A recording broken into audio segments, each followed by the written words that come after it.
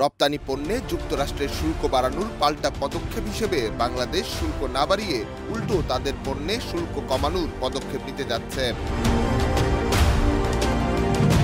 যুক্তরাষ্ট্রের শুল্ক আরোপের পর চীন যেখানে পাল্টা শুল্ক আরোপ করে রীতিমতো বাণিজ্য যুদ্ধ বাঁধিয়ে দিয়েছে, সেখানে আলোচনার পথ সুগম করতে বাংলাদেশ হাঁটছে শুল্ক কমানোর পথে। ৩০ থেকে ৩৫টি পণ্যে শুল্ক ছাড় দিতে পারে বাংলাদেশ।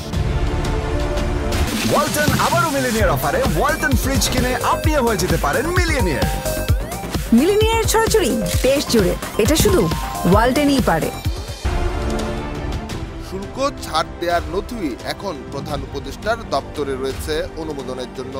জাতীয় রাজস্ব বোর্ড এনবিআর জানায়, যদি সব পণ্যই শতভাগ শুল্ক ছাড় দেওয়া হয় তাহলে সরকারের রাজস্ব ক্ষতি হতে পারে 1010 কোটি টাকা। কিন্তু বাংলাদেশে শূন্য শুল্ক করার কোনোই সম্ভাবনা নেই।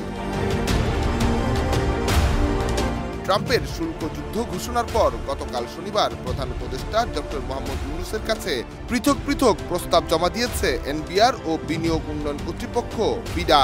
যুক্তরাষ্ট্র প্রশাসনের শুল্ক বাড়ানো কমানো নিয়ে যে পরিস্থিতি তৈরি হয়েছে তা নিয়ে সমালোচনাও করেছেন যুক্তরাষ্ট্রের সাবেক প্রেসিডেন্ট বারাক ওবামা।